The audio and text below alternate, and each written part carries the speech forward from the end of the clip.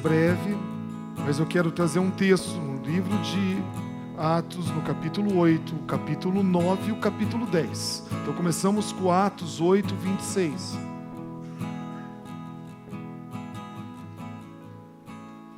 Diz assim: um anjo do Senhor falou a Filipe, dizendo: dispõe-te. Eu gosto desse verbo, viu, gente?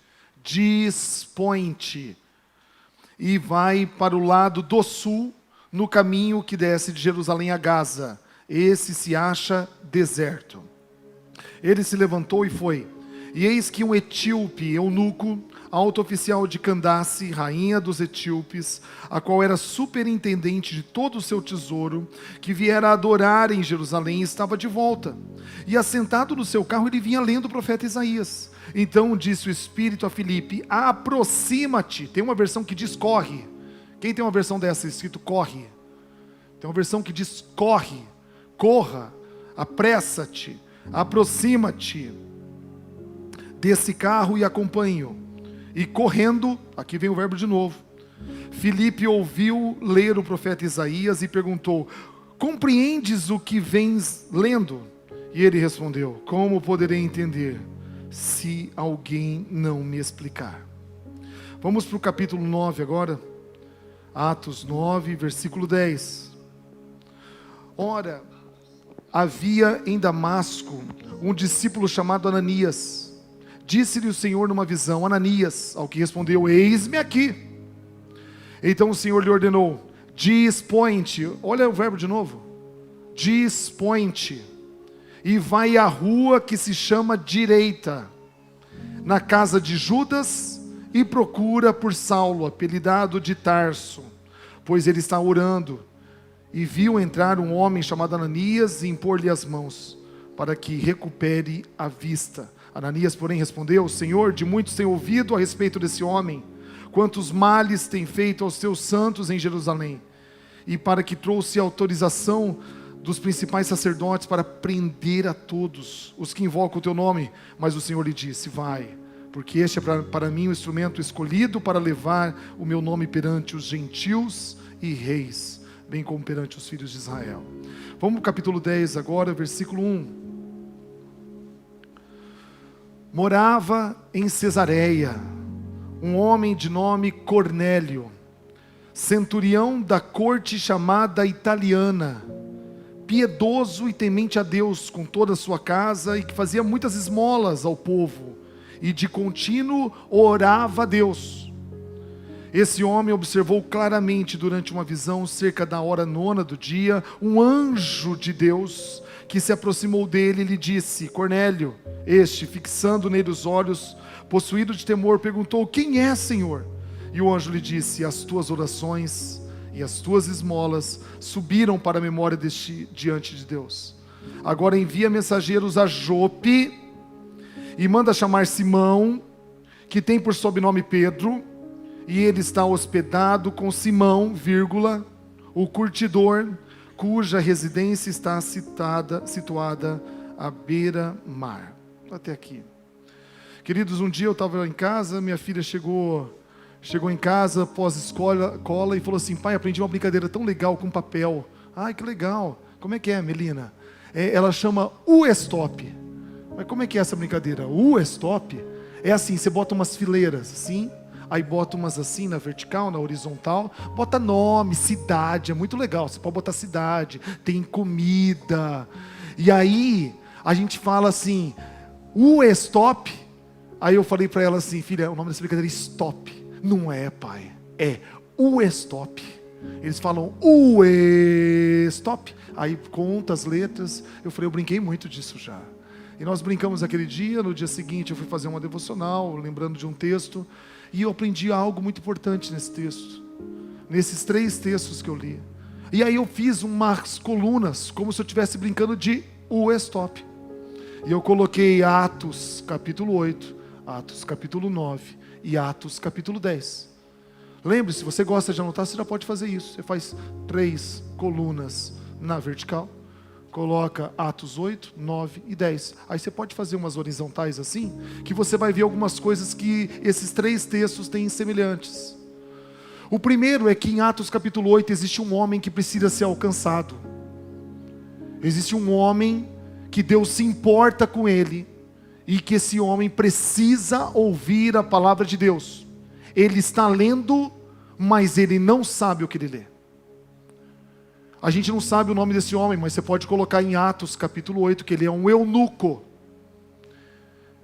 Em Atos capítulo 9, a gente vê um homem que você conhece mais.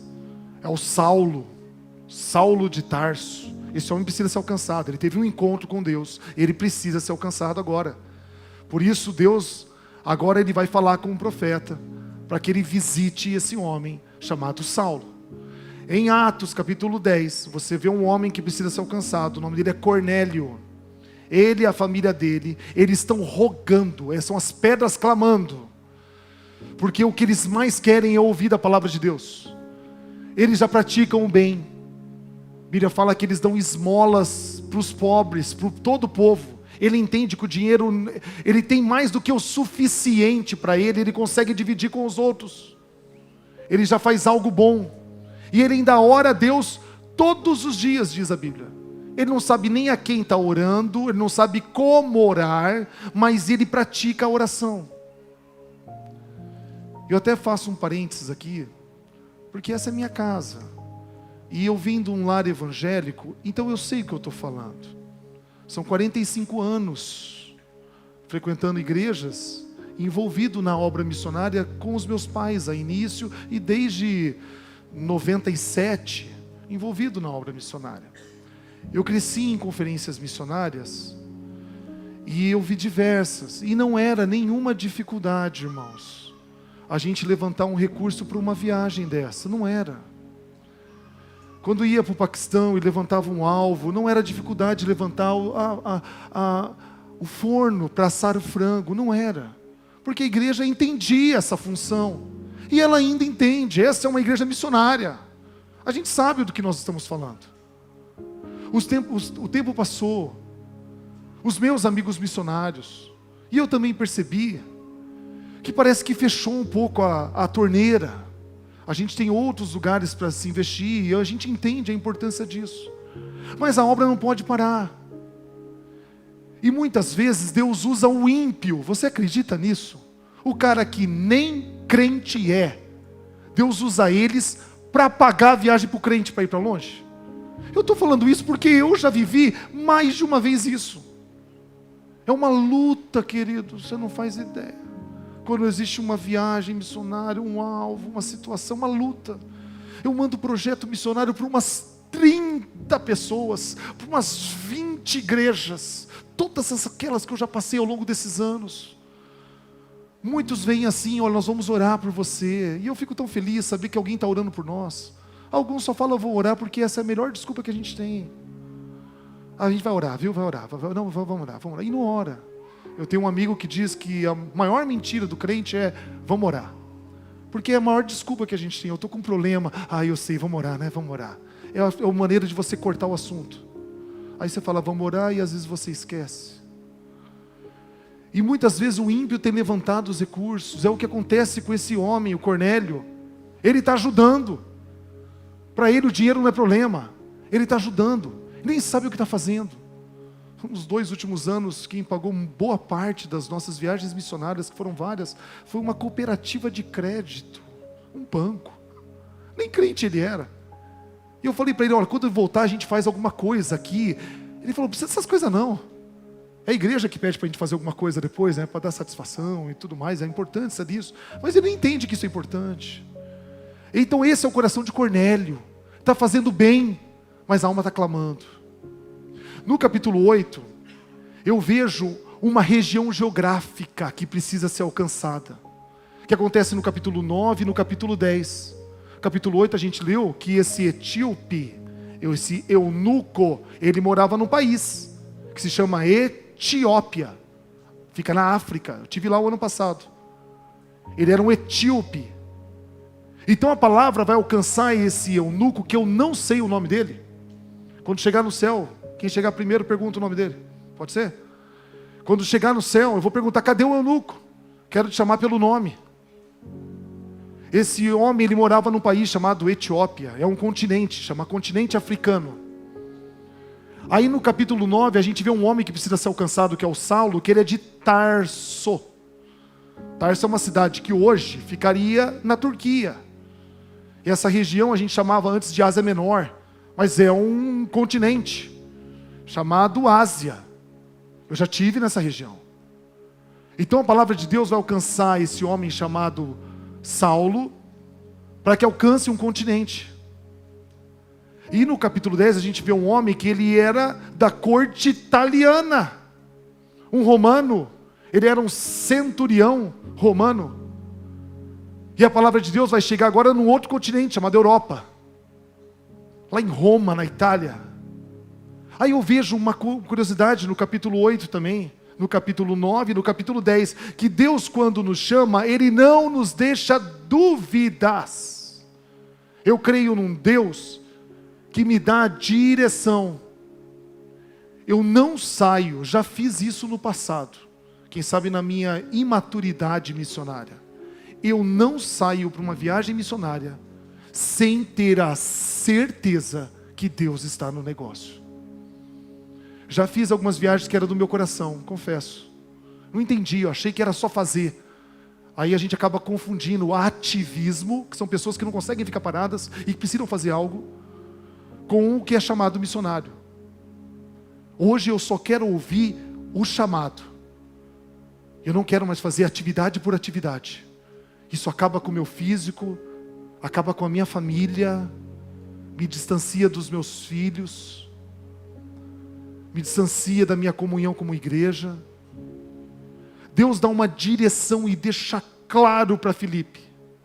Fala assim para ele: você vai na estrada que sai de Jerusalém a Gaza, na estrada que vai ao sul, não é subindo, é descendo, num lugar que é uma estrada deserta, ali você vai encontrar um homem.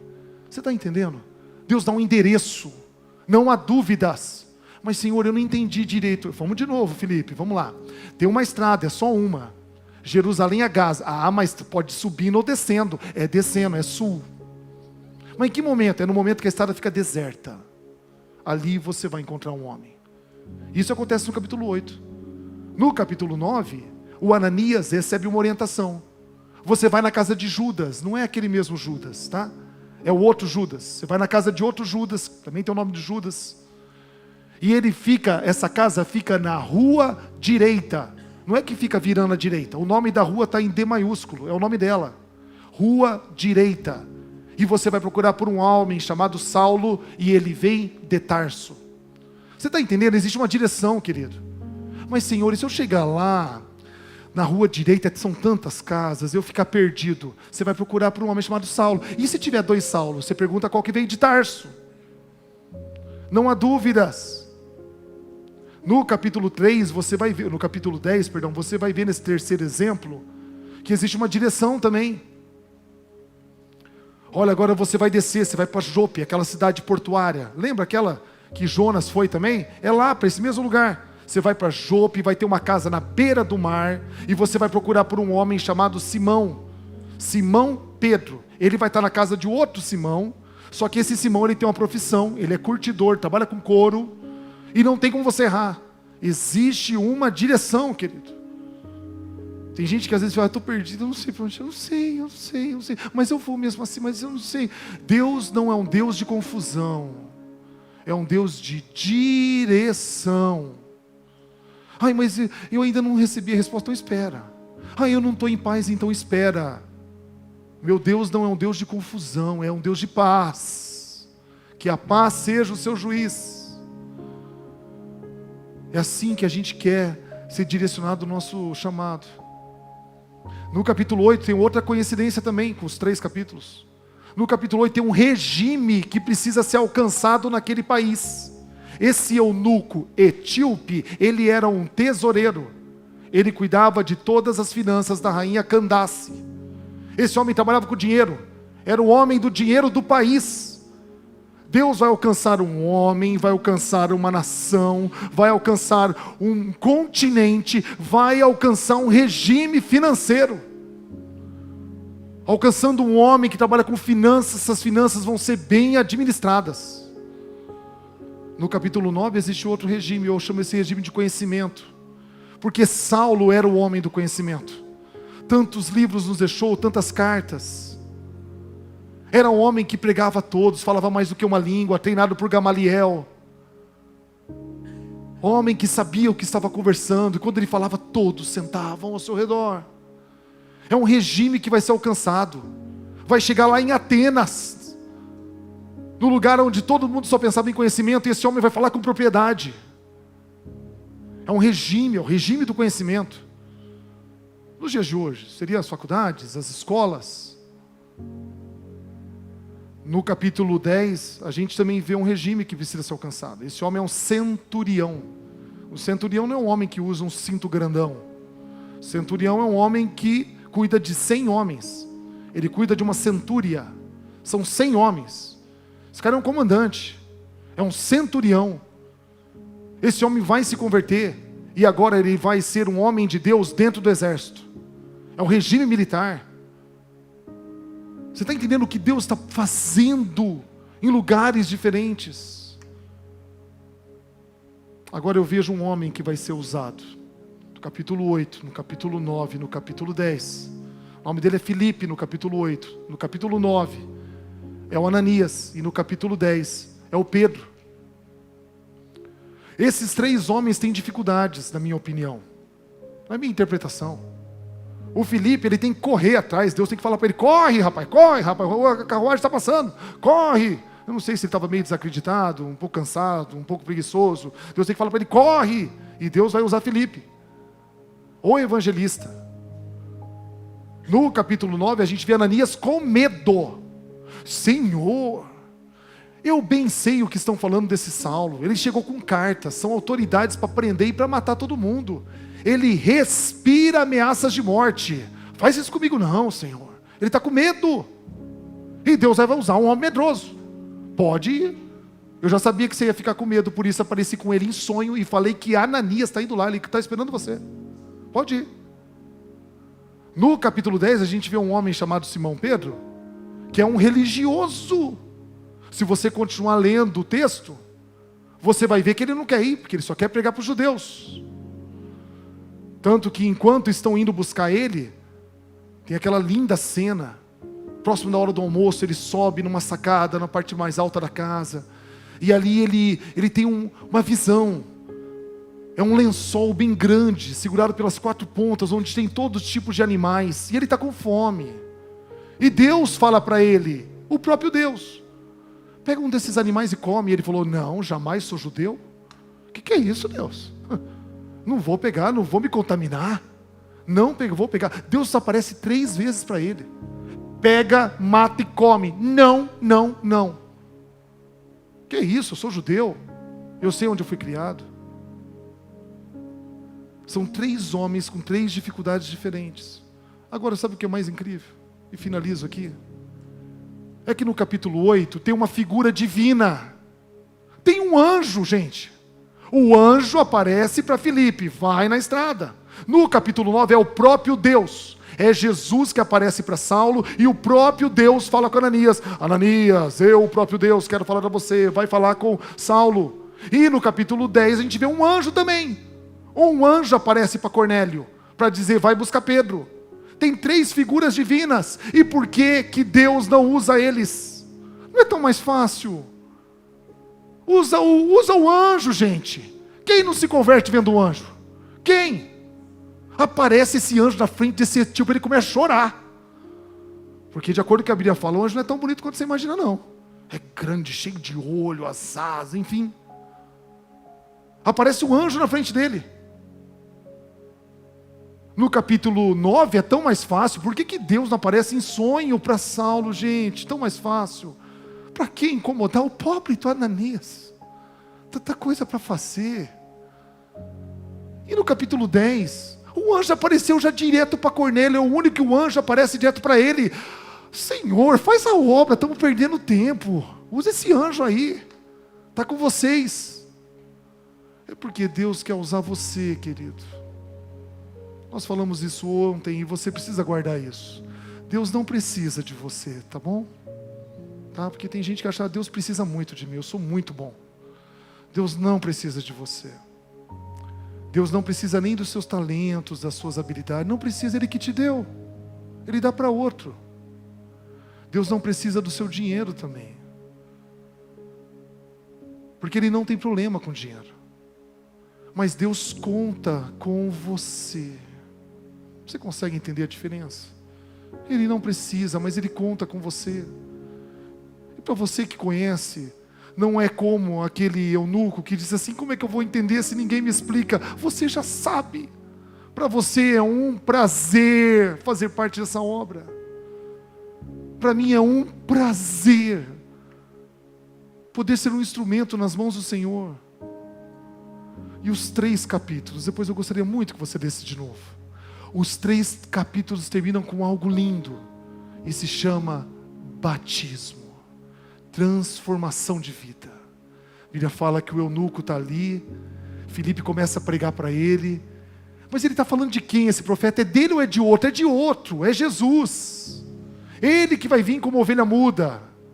O eunuco entende, isso para mim são as pedras clamando. O Filipe não tem nem não sei, a predisposição, a ousadia de falar, por que você não se batiza? Tem um pouco de água. Quem fala isso é o eunuco. Eu entendi tudo. Para a carruagem. O seu Filipe, eu sei que você é o evangelista, aqui tem um pouco de água, alguma coisa me impede de ser batizado? O Filipe fica até pensando, deixa eu pensar, calma aí. Se você reconhece a Jesus como seu Senhor, pode ser batizado. Então, por favor, me batiza. Ele pede para ser batizado. No capítulo 9, você vai ver que quando Ananias chega, Saulo está com escamas nos olhos, as escamas caem, ele ora, ele come, se fortalece, e ali a Bíblia fala que Ananias batiza Saulo. No capítulo 10, você também vai ver que toda aquela família do Cornélio, eles vão ser batizados. Isso é transformação. Eu acho lindo esses 3 textos, como eles se conversam. Você nunca mais vai esquecer do stop. Nunca mais. E até vou dar faça esse exercício. Faça colunas para você escrever, praticar na sua devocional. Tá bom? Queridos, nós como igreja, nós somos esse Filipe evangelista, nós somos esse Ananias, até um pouco medroso, mas que estou disposto. Ou nós podemos ser como Pedro, um pouco religioso, que o Senhor tem que tratar o coração dele. Falar para ele que o que contamina não é o que come, o que entra, mas o que sai. E que aqueles judeus, aqueles gentios que estão ali, eles também merecem, eles também precisam conhecer a Deus, eles também precisam ser batizados. Minha oração é que essa igreja ainda mais, queridos, fico tão feliz porque essa igreja faz demais, mas que ainda mais se envolva com missões. Que você seja esse Filipe, que você seja Pedro, que você seja Ananias.